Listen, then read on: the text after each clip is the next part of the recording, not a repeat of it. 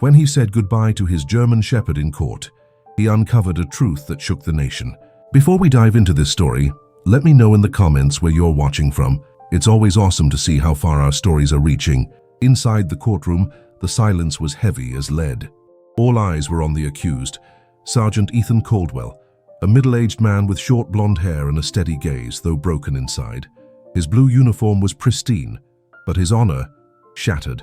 Ethan had dedicated 17 years of his life to Greenhaven's police force, honored for bravery, a leader in strategic operations and, above all, the inseparable partner of his police dog, Max, a German shepherd with sharp intelligence and unwavering loyalty. Together, they had taken down dangerous gangs, rescued hostages and patrolled the streets as if they were one. No one could understand how a man like him could be in the defendant's seat. The prosecution branded him a traitor, leaking critical information to criminal groups, sabotaging investigations, and even making key evidence disappear. Everything seemed to point to him, but Ethan knew the truth. He was the victim of a conspiracy. And his silence wasn't out of cowardice, but because he still had no way to prove it. The judge, a stern-faced man named Edward Harper, read the verdict in a dry voice. Ethan Caldwell, you have been found guilty on all charges. This court sentences you to 18 years in Riverside State Penitentiary. This session is adjourned. A murmur rippled through the room like a wave of disbelief. Ethan lowered his head, not out of shame, but out of helplessness. Camera flashes lit up his face as two officers took him by the arms. But then, in a low, broken voice, he made an unexpected request. Please, before I go, I want to see Max. Just one more time. The silence grew even deeper. Some exchanged confused glances. Judge Harper hesitated but finally nodded, perhaps moved by the devastated tone of the request. Minutes later, a guard entered through a side door, holding Max's leash. The dog advanced with determined steps, his eyes shining as he saw his partner. Max didn't bark. He didn't jump. He walked slowly, with the solemnity of a soldier, toward Ethan, who dropped to his knees, embracing him as if his life depended on that moment. Tears began to slide down his cheeks, and for the first time in the entire hearing, even the toughest felt a lump in their throats. Max raised his head and sniffed the collar of Ethan's uniform. Something unsettled him. A low growl escaped. Then, with almost unbelievable precision, he began to gently tear at the inner lining of his partner's jacket, pulling out from between the stitches a small silver device, a voice recorder. The shock was absolute. The judge demanded immediate silence. Ethan, not understanding, looked at Max and then at the device. His gaze met that of Sarah Bennett, an officer who had worked with him years ago and who, though doubting his innocence, couldn't ignore what had just happened.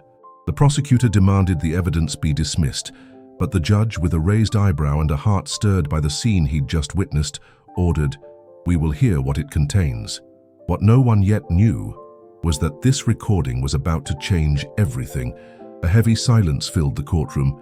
Judge Edward Harper's hands trembled slightly as a technician connected the tiny recorder to a portable speaker. Ethan Caldwell, still kneeling beside Max, could barely process what had just happened. The German shepherd stayed by his side, ears perked and eyes alert, as if he knew he'd just done something far bigger than himself. "It's ready, Your Honor," the technician said, voice tense. "Play the contents," Harper ordered, his eyes fixed on Ethan. The recording started with a faint crackle, followed by muffled voices. At first, they were hard to make out. But then, like fog clearing, a man's voice came through clearly. "He needs to disappear. Caldwell's been digging too deep," said a deep voice with a slight southern drawl, recognizable to several in the room.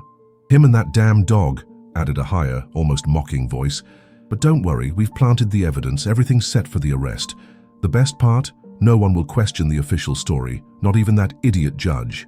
A murmur shook the room like an earthquake. Sarah Bennett, seated at the back, went pale. That second voice was unmistakable. Lieutenant James Sullivan, Ethan's direct superior and one of the most decorated officers in Greenhaven's police history. A man everyone thought was untouchable. The recording went on. "What if someone finds the recording?" "They won't. I sewed it into Caldwell's old uniform myself before the hearing. No one would dare check his clothes. Besides, he'll be in prison before he even notices." "Enough!" Harper interrupted, standing with a mix of anger and shock. "This court is immediately reopening Ethan Caldwell's case. "Arrest Lieutenant Sullivan, now!" The room erupted in chaos. Sullivan, present in the audience as a key witness, tried to stand, but it was too late. Two security officers surrounded him, weapons drawn. He tried to stay composed, but his face lost all its arrogance. "You don't know what you're doing. This is all a setup." "The only setup was your lie," Sarah snapped, standing with tears in her eyes. "You framed him, and you knew he was innocent." Ethan rose slowly. His look wasn't one of triumph, but of resignation. Max stayed by his side, unmoving like a living statue. "This isn't about me," Ethan said firmly. "This goes deeper. If Sullivan's involved, I'm not the only one on their list. There's more, and we're going to find it." Harper nodded slowly, visibly shaken. "Officer Bennett, Agent Caldwell, I want you to start an immediate review of all cases tied to Sullivan. As of now, you have my full authorization." "And Max?" Sarah asked, glancing at the German Shepherd. "Can he work with us?" Ethan looked down at the dog, who wagged his tail as if he understood every word. Max never stopped working. He was just waiting for someone to listen. Everyone felt that unique chill when justice finally starts to peek through the shadows. But no one imagined that what they'd just heard was only the beginning of a much darker web. Dawn broke without fanfare over Greenhaven. The cloudy sky mirrored the tense mood hanging over the police department. After the explosive courtroom revelation, the headquarters became a pressure cooker. Officers whispered in hallways, documents were seized, and Sullivan's closest superiors were questioned one by one. Ethan Caldwell sat in an isolated conference room where fluorescent lights cast long, cold shadows. He hadn't slept, not a single hour. His uniform was wrinkled, his gaze harder, sharper. Max rested at his feet, alert to every movement at the door, as if he knew the danger wasn't over. Sarah Bennett walked in without knocking. She carried a thick folder, her face tight like someone forced to face an uncomfortable truth. "Here," she said, setting the documents in front of him. "Sullivan's sealed files. I checked everything they let me see. Things don't add up." Ethan flipped through the pages in silence. Photos, forged reports, duplicated signatures. One document, a report from an operation he'd led himself, had been rewritten with a false narrative. They'd erased his entire career, wiped him out. "This is bigger than I thought," he whispered, eyes still on the papers. "It's not just Sullivan." Sarah sat across from him, arms crossed. "No, there are other names. Higher-ups, politicians, businessmen. Sullivan was just the friendly face, the enforcer, but someone else designed this from above." Max stood and walked to a corner of the room, sniffing the air uneasily. In that moment, Sarah approached Ethan's old metal locker and opened it with a key only he should have had. Inside was a manila envelope with his name and a security card he didn't recognize. "What's this?" she asked, handing it to him. Ethan opened the envelope with shaking hands. Inside were long-lens photographs showing Sullivan meeting discreetly with Philip Newman, a retired senator supposedly living out of state. Newman had been tied to a money laundering scandal years ago, but was never prosecuted. "This wasn't here before. They would have destroyed it," Ethan muttered. "Someone hid it for me." Someone on the inside knew the truth but was too scared. Max growled softly, his eyes locked on the door. A second later, a sharp knock broke the tense air. The door burst open, and Ryan Mitchell, a young officer with pale skin and red hair, stumbled in. He was out of breath, eyes wide with panic. "They're coming for you. Don't trust anyone. Sullivan, he had more accomplices. The acting chief's been tipped off. They're trying to cover it all up." Sarah stood quickly as Ethan stuffed the documents into a makeshift backpack. Max was already at the door, as if he knew exactly what to do. "We need to get out. Now," Ethan said, his voice steady, no hesitation. Ryan nodded, but his face was pure terror. "If they see you, they'll make you disappear, like the others." The word "others" hung in the air, like a sentence without a trial. Sarah didn't ask questions. In that moment, something formed between her and Ethan. A silent trust, forged in urgency and the edge of betrayal. They slipped out through the building's back door, dodging cameras and sensors. The rain returned, trailing them like a bad omen. Max led the way, sniffing the path, guiding his team like the silent soldier he'd always been. That day, Ethan didn't just escape an ambush. That day, an alliance was born. The cabin stood at the edge of a dense forest, tucked among ancient trees and cloaked in mist that fell like a silent blanket. It had belonged to Sarah Bennett's grandfather, a solitary hunter who built it with his own hands decades ago.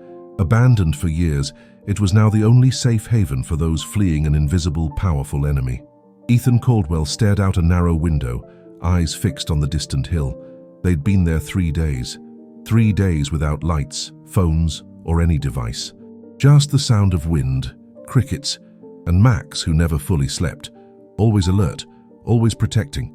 Sarah sorted through the documents they'd found, now spread across an old wooden table. Photos, access cards, handwritten names, everything pointed to a corruption network stretching beyond Sullivan.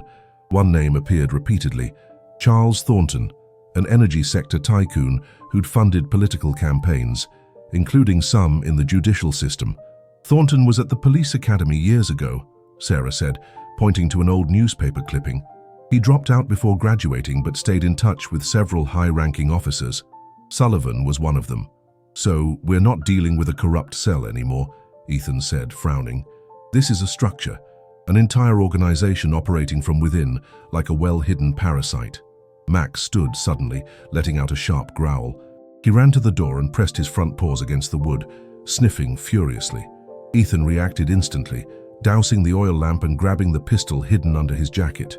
Sarah followed suit, both pressing against the cabin's walls. A crunch, another, then an explosion. The window shattered violently. A projectile tore through the room, embedding in the opposite wall.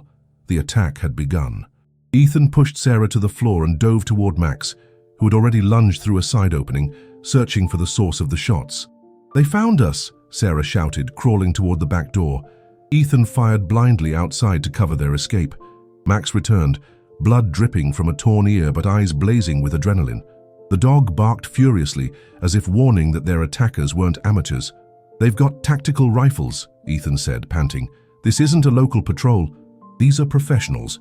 With the cabin catching fire from an incendiary bomb tossed seconds later, the three fled down a hidden path among the trees. The rain, now falling in thick drops, masked their steps but blurred their vision. After running over a mile into the forest, they found an old drainage tunnel Sarah remembered from childhood. It was narrow and damp, but offered temporary shelter. Inside, Ethan lit a small flashlight. Max lay down, breathing heavily. A piece of shrapnel was lodged in his side. Sarah knelt beside him, pressing a clean cloth against the wound. Don't leave us, please," she whispered, on the verge of tears. "Hang on, Max." Ethan swallowed hard. Seeing his partner injured was like a knife to the chest. Max wasn't just a dog. He was his brother in battle, his shadow, his conscience. "We need to get him to a vet. One who won't ask questions," Ethan said, voice low but firm. "I know someone, an old friend of my dad's. He lives 2 hours from here, but if we make it before dawn, he can save him." And so, under the rain, hunted by faceless shadows, Sarah, Ethan, and Max began their hardest journey yet, saving the life of a hero who had saved so many others. Dawn broke slowly over Greenhaven's rural highway, where fog still lingered among fields of dry corn. An old jeep with no plates moved steadily, headlights off, cloaked in the damp air and the exhaustion of its passengers. Ethan Caldwell drove, eyes locked on the horizon, hands tight on the wheel. Beside him, Sarah Bennett held Max in her lap, pressing makeshift bandages against his wounded side. The German shepherd could barely open his eyes, but his breathing stayed steady, fighting. "We're close," Sarah said, her voice hoarse from a sleepless night. "His name's Walter Brooks. He was a military vet, treated war dogs when my dad was in service. Lives on a farm, 5 minutes from here." Ethan nodded without a word. In his mind, images from the night before danced like shadows. The attack, the explosion, the warm blood on his hands when Max was hurt, and above all, the certainty they'd been hunted not for revenge, but to be silenced. The farm appeared atop a hill, a simple wooden house surrounded by a shed and broken fences. By the porch, a faded American flag swayed lazily in the breeze. As they stopped the car, a man stepped out, a rifle slung over his shoulder. He was tall with gray hair and sharp eyes. Even from a distance, he recognized Sarah. "Sarah Bennett," he called, lowering the weapon immediately. "What are you doing here, kid? It's been over 10 years. "Walter, we don't have time. We need your help. It's urgent." When Walter saw Max being carried in Ethan's arms, his expression shifted. The former vet dropped all formality and opened the door at once. "Bring him to the shed. I've got what I need there." "Hurry!" The next few hours were tense and quiet. Ethan and Sarah watched as Walter operated on Max under a dim light and the hum of a portable generator. He stitched, cleaned, applied antibiotics, and let out a deep sigh before announcing, "He'll live, if it doesn't get infected." Ethan let out the breath he'd been holding. Sarah let a few tears fall silently. "Thank you," she whispered, kneeling beside the sleeping dog. "I don't know what we'd do without him." "No need to thank me, Sarah." "But if you made it this far, things are bad," Walter said, looking straight at Ethan. "Worse than you can imagine," Ethan replied, handing him the envelope with the evidence. Walter read the documents carefully, his brow furrowing deeper. He paused for a long moment at a photo of Charles Thornton meeting two retired generals. "I know this guy. Thornton. He came here once, years ago, tried to buy my farm, said he wanted to protect the land, but I knew something was off." "He's behind all this," Sarah said. "Sullivan worked for him and they're not alone." Walter nodded slowly and stood. "I've got something that might help." He went to an old military trunk and pulled out a secure frequency radio, a map of the area with markings, and a dossier that looked like it had been hidden for years. When Ethan opened it, he saw photos, agent profiles, and details of covert operations, all tied to Charles Thornton. "Why do you have this?" Ethan asked, wary. "Because I tried to expose him years ago, and they shut me up. I didn't have enough proof until now." Thunder rumbled outside. Lightning lit the windows as if the sky itself wanted to reveal what was hidden. In that remote farmhouse, 3 people and an injured dog became Greenhaven's last hope for justice, and what was coming would be even darker. The rain didn't stop in Greenhaven. It was as if the sky wept with the innocent, draping the city in a grey veil, sensing something big was about to break. In the newsroom of Horizon News Network, journalist Michael Reynolds sipped his third coffee, silently studying security footage that had arrived that morning in an anonymous envelope. The images were blurry, recorded by a homemade drone, but they left no doubt. A group of armed men attacked the cabin where former officer Ethan Caldwell was supposedly hiding. Explosions, gunfire, then thick smoke swallowing what little remained of the place. "This wasn't an official operation," Michael muttered, running a hand over his stubbled chin. "This was a failed execution." He knew his career was on the line. He'd been censored before for trying to expose corruption in the police force. But this time he had something no one else did. Evidence, testimonies, names. He didn't hesitate. He grabbed the phone and dialed a number he hadn't used in years. "Ethan, it's Michael Reynolds. I know you're alive, and I want to help the world know it too." On the other end, in a remote cabin with a weak signal, Ethan paused before answering. "If you speak, they'll come for you too." "Then let's speak loud." Hours later, in a hidden room in the basement of Horizon News Network's building, Michael met Ethan, Sarah, and a visibly recovering Max, though still bandaged at the side. The journalist studied them closely. The years hadn't been kind to Ethan, but his eyes, they still burned with the same fire as when he patrolled the streets. "I need everything you've got," Michael said gravely.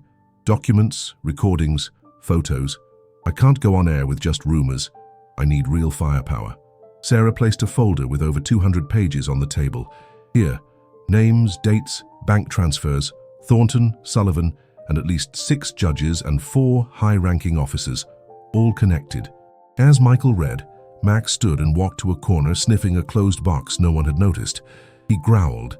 Ethan, always on edge, approached and opened it. Inside, a hidden spy camera, perfectly disguised. "They're watching us," he said, smashing it with a single blow. Michael went pale. "That means they know you're here. And it means you're on their list too," Sarah said. "No turning back now." The journalist took a deep breath. He walked to the live broadcast console. His hands shook. Max sat beside him, as if sensing the tension and offering strength. Michael looked at the screen. His reflection stared back, pale, tired, but ready. "All right, let's give them a story they can't bury." With a single click, the signal went live. "Good evening, Greenhaven. I'm Michael Reynolds. What you're about to hear could change everything you think you know about your city, your government, and your justice system." Over the next few minutes, the entire country watched the veil fall. Names were exposed, bank accounts revealed, recordings played, footage of Max saving Ethan in court, documents signed by Thornton, reports showing how Sullivan rigged cases. The impact was instant. Social media exploded. Politicians demanded investigations. Citizens took to the streets. But in the shadows, others reacted too. Those who couldn't afford to lose power began planning their counterattack. And through it all in the studio, Max tilted his head as if he knew he'd just changed the course of history. The whole country was talking about Horizon News Network's live broadcast. People flooded the streets with signs, demanding justice, and the names of Ethan Caldwell, Sarah Bennett, and Michael Reynolds echoed in national and international media. But with the light came the shadows. In a clandestine operations room atop an abandoned building on Greenhaven's outskirts, a group of suited men watched the TV with stone-cold faces. At the center, arms crossed and a deep scar on his face, stood Charles Thornton. He didn't say a word during the broadcast. He just crushed his cigarette on the marble table and turned to his men. End them, all of them. Meanwhile, in an improvised conference room inside the news station, Ethan, Sarah, and Michael tried to manage the flood of incoming information. Anonymous emails, leaks, accusations. It was as if the truth had been waiting for a crack to burst through. Max, still bandaged at the side, stayed close to Ethan. He paced the room, sniffing every corner. His instincts never failed, and that day, they kicked in again. "Did you hear that?" Sarah asked, standing abruptly. A creak at the back door. Michael rushed to the internal security cameras. 3 hooded men armed with automatic rifles were already in the underground parking lot. No badges, not cops. Something worse. "We have to go," Ethan said, standing with resolve. "They're hunting us." Max barked loudly, ran to the emergency door and scratched at it desperately. He wanted them to escape through there. It was clear. Time had run out. They fled down a back staircase leading to the downtown alleys. Michael guided them through graffitied walls and forgotten passages until they reached an abandoned warehouse once used as a photo studio. A getaway car waited there, an old black SUV with no plates. But just as Ethan opened the driver's door, a shot cut through the air. The bullet hit the side mirror, shattering it into 1,000 pieces. Sarah screamed. Michael dropped to the ground, and Max charged toward the source of the shot with an animal fury never seen before. "Max, no!" Ethan yelled, running after him. The attackers weren't expecting the dog's reaction. One, caught off guard, stumbled back as Max leaped, knocking him down with a precise bound. The others fired. The echo of gunshots rang through the early morning. Ethan took cover behind a pillar and returned fire. Sarah shielded Michael, who'd taken a graze to the arm. The chaos lasted mere seconds, but felt eternal. One attacker fell, wounded. The others fled, leaving behind weapons, bags, and silence. Ethan ran to Max. The German shepherd lay on the ground, panting. A bullet had grazed his flank, not hitting vital organs. It was a bad wound, but not fatal. Still, Max looked at Ethan with tired eyes, as if apologizing for not doing more. "Don't say a thing. You did more than all of us combined," Ethan whispered, stroking his head. "I've got you, brother."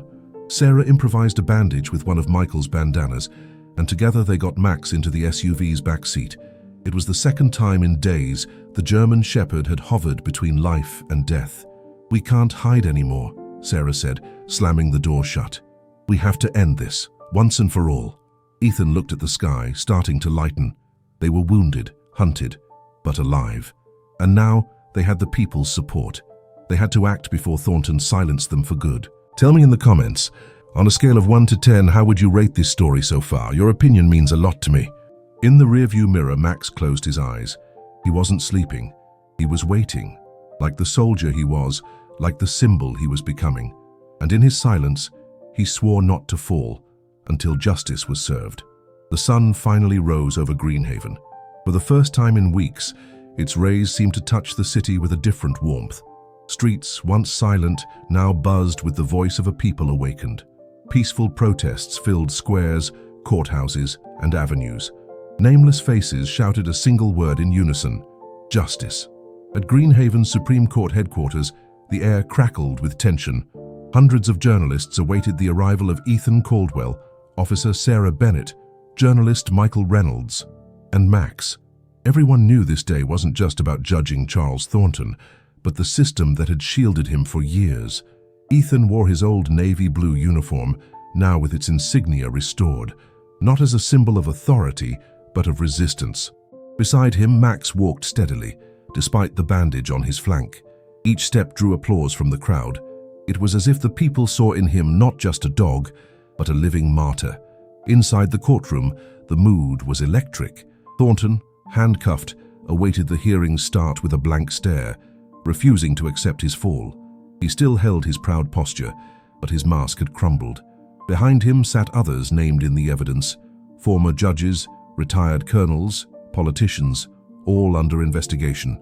The chief judge, William Carter, a tall man with a commanding presence, opened the session with a solemn voice. Today, we don't just judge one man. Today, we face what's been hidden for decades behind the walls of power. Michael Reynolds, called as a key witness, recounted every event with precision, from the broadcast to the attack. Next, Sarah presented the final dossier, exposing the network of favors, money laundering, and manipulated rulings tied to Thornton. But the hearing's most powerful moment came when Ethan approached the bench and placed a simple object before the judge, Sullivan's original badge, the corrupt officer who'd sparked this downfall.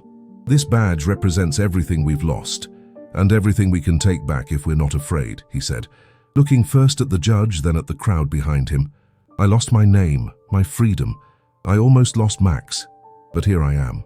Not for revenge, but for something stronger, for every voice that was never heard. A profound silence gripped the room. Then, applause. Judge Carter responded firmly. This court orders the formal trial of Charles Thornton and all his associates. Furthermore, we fully exonerate Ethan Caldwell, restore all his commendations, and issue a public apology on behalf of the state. Max barked once, just once, but it was enough to send the room into a roaring ovation. Tears, hugs, shouts of joy. It was justice breaking through the ruins of fear. Weeks later, Ethan walked through a park with Max, now fully recovered.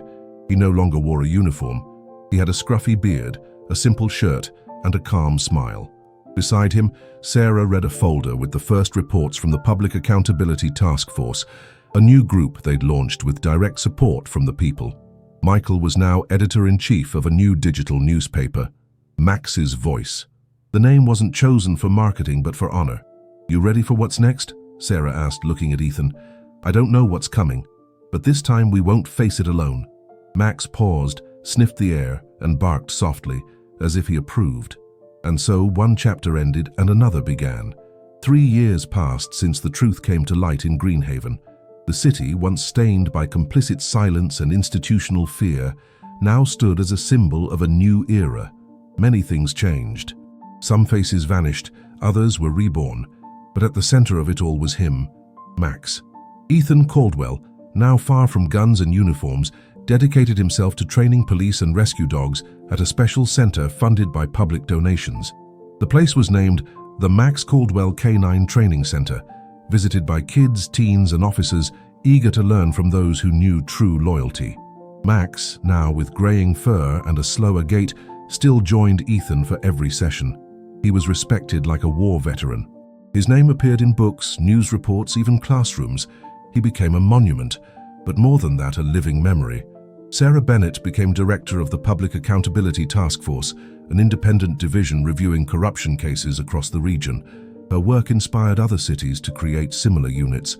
She was still tough, direct, but now smiled more often, especially around Ethan. Michael Reynolds continued as an independent journalist. His outlet, Max's Voice, became a benchmark for investigative reporting. He never accepted corporate sponsorships. For him, truth had no price. Charles Thornton was sentenced to life in prison without parole. His accomplices faced trials, many confessing crimes for lighter sentences. The system at last was forced to face its reflection and change. Ryan Mitchell, the young officer who warned Ethan during their escape, now worked on the task force investigating new cases using Sarah's methods. Quiet and loyal, he never sought fame. But to Ethan, he was a silent hero. As for Ethan, he finally understood his mission was never just about catching the guilty. It was about waking consciences, even at the cost of his own peace. One morning during a school event honoring justice heroes, a girl with bright eyes approached Max, gently petting his snout. She whispered something that made Ethan catch his breath. My dad said you saved a lot of people, but I think you saved my mom, because she started smiling again because of you. Max, as if he understood every word, wagged his tail softly and closed his eyes. He didn't need medals. He didn't need applause. His legacy lived in every life he'd changed. And so, amid a new generation growing without fear, the story of Ethan, Sarah, Michael, and Max didn't fade. It became part of the soul of a city that was once dark and learned to walk toward the light. Thank you so much for sticking with this story until the end. If you enjoyed it, please give it a like and subscribe to the channel. It helps us a ton and motivates us to keep bringing new stories every week. And since you're here, take a moment to check out another one of our stories that's popping up on your screen. Big hug and see you next time. Stay well.